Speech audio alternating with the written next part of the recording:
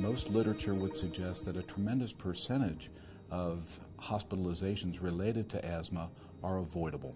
We know that nearly a third of our patients who visit the emergency room aren't necessarily going to an emergency room where we have readily accessible records. When patients are going into the hospital and their primary care is not aware of that, it's a failure in care, and that information is critical in ensuring high quality of care and improved safety for the patient.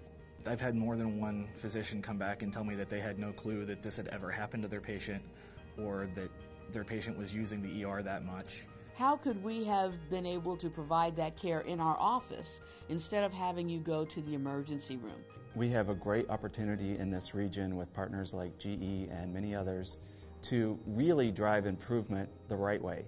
It's important for a large employer like GE to provide support to a project like this to improve the quality of care in our community.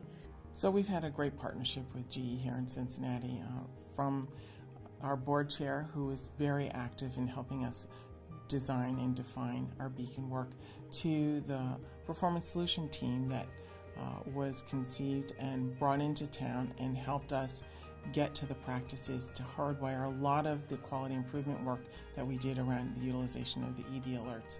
The ED alert, an admission system that is in place in Cincinnati, is terrific.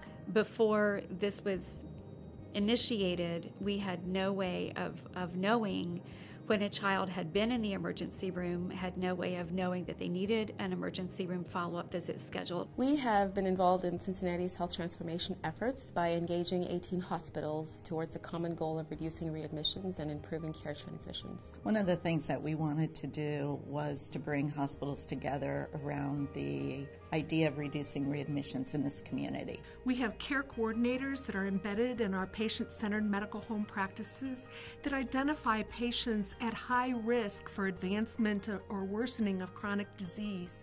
These care coordinators work individually with these patients and counsel them and coach them to get to their optimal level of wellness.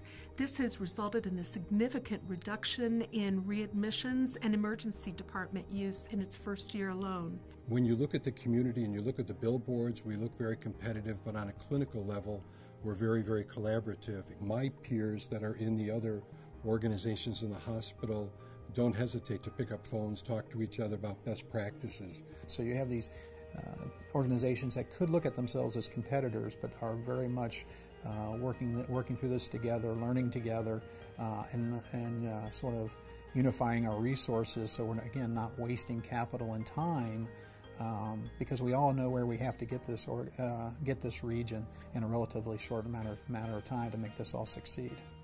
I think it behooves us as providers and as healthcare professionals to think, what are we doing to make it better? But more importantly, how can we develop a system that sets us up as providers and as patients for success?